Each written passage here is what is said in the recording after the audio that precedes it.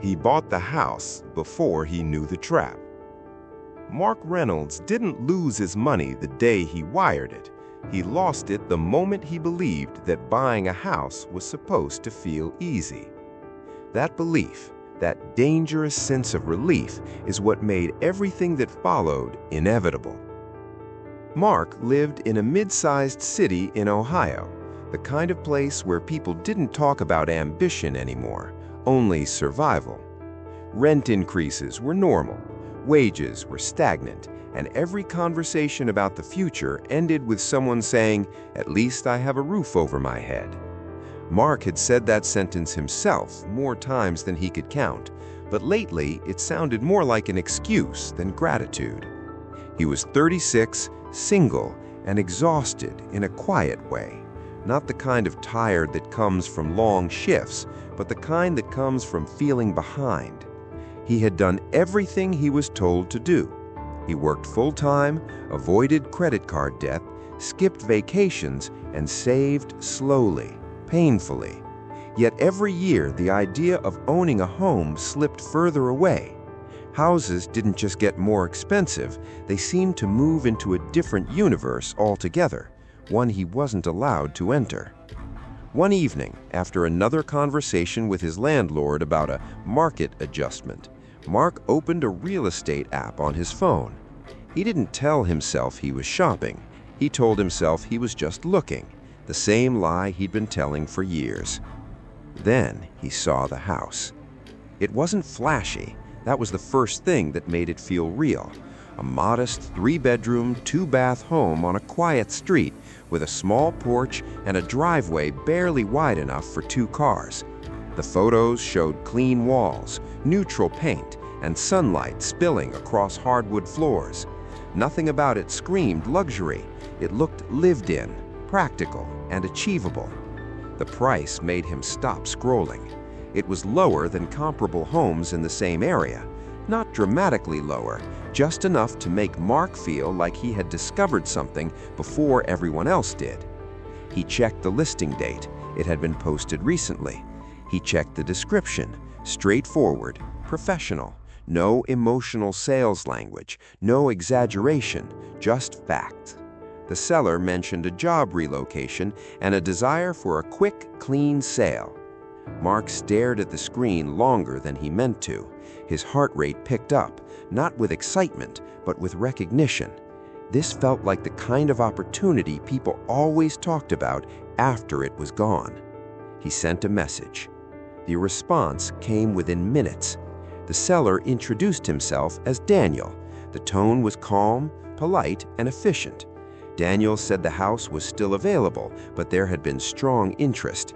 He asked a few basic questions about Mark's timeline, financing, and whether he was working with an agent. Mark replied honestly. He wasn't working with an agent. He had savings, but he wasn't officially pre-approved by a bank yet. Daniel didn't sound concerned. In fact, he sounded relieved. He explained that he was selling privately to avoid delays and unnecessary fees. He said he had already moved out of state for work and didn't want to deal with long negotiations. He believed in straightforward transactions between reasonable adults. That phrase stayed with Mark. Straightforward transactions. Over the next few days, they exchanged messages and emails. Daniel was consistent, responsive, and never pushy. He answered questions clearly and volunteered information without being asked. He sent additional photos that weren't in the original listing, including angles of the backyard, the garage, and even the electrical panel. It felt thorough, like someone who knew the house intimately.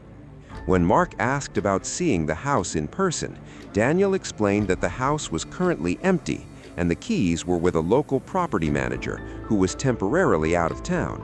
Interior showings would resume soon, but Mark was welcome to drive by anytime. That explanation didn't trigger alarms. It sounded like logistics.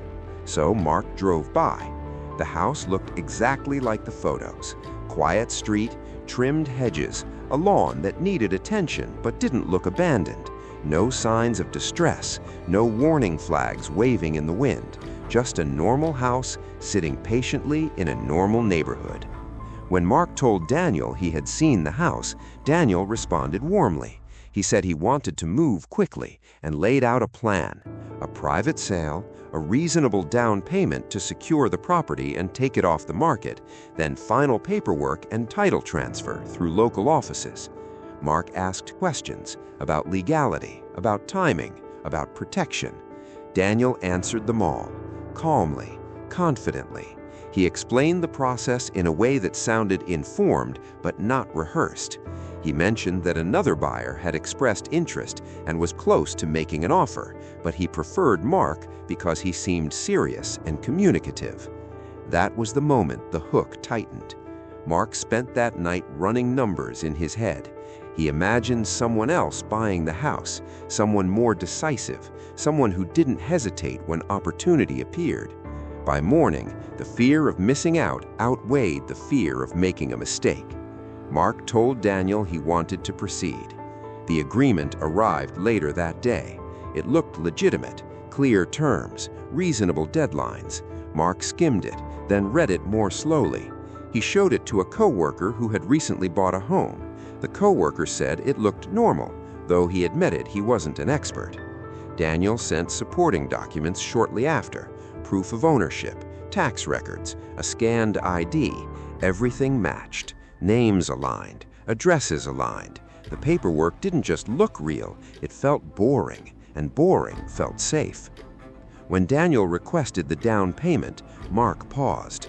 This was the moment where his savings stopped being numbers on a screen and became something fragile. Daniel reassured him. He explained that the funds would be applied directly to the purchase and that the agreement protected both sides. He reminded Mark that delays could cost him the deal. Mark wired the money. The confirmation came through later that afternoon. Daniel congratulated him, welcomed him to his new home, explained the next steps, and said they would finalize everything within the week. Mark sat in his apartment that night, staring at walls he believed he would soon leave behind. For the first time in years, the future didn't feel like a closed door. 3 days passed. Then Daniel stopped responding.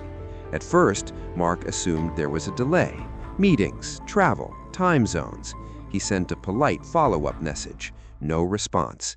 He waited another day. Still nothing. By the end of the week, calls went straight to voicemail. Emails bounced back. The website hosting the listing showed an error page. Panic arrived quietly, then all at once. Mark drove to the county office to ask about the title transfer process. He told himself it was just a misunderstanding. The clerk typed for a moment, then frowned. She turned the screen toward him. The house wasn't listed for sale.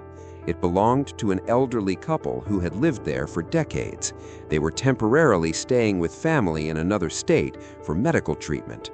They had never listed the house. They had never spoken to Daniel. They had never heard Mark's name. Every document Daniel sent was forged. The ID was stolen. The photos were scraped from old listings. The scammer never owned the house. He never lived there. He never existed. Mark filed reports. He contacted the bank. He called law enforcement. The money was gone. The account had been emptied within hours of the transfer. Weeks later, Mark drove past the house one last time. The lawn was trimmed, lights were on, life was happening inside. But it was never his. The scam didn't work because Mark was stupid.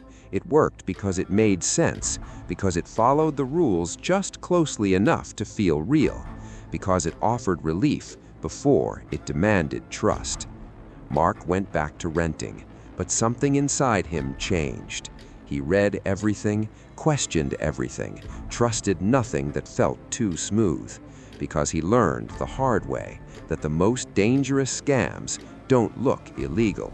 They look like the answer you've been waiting for.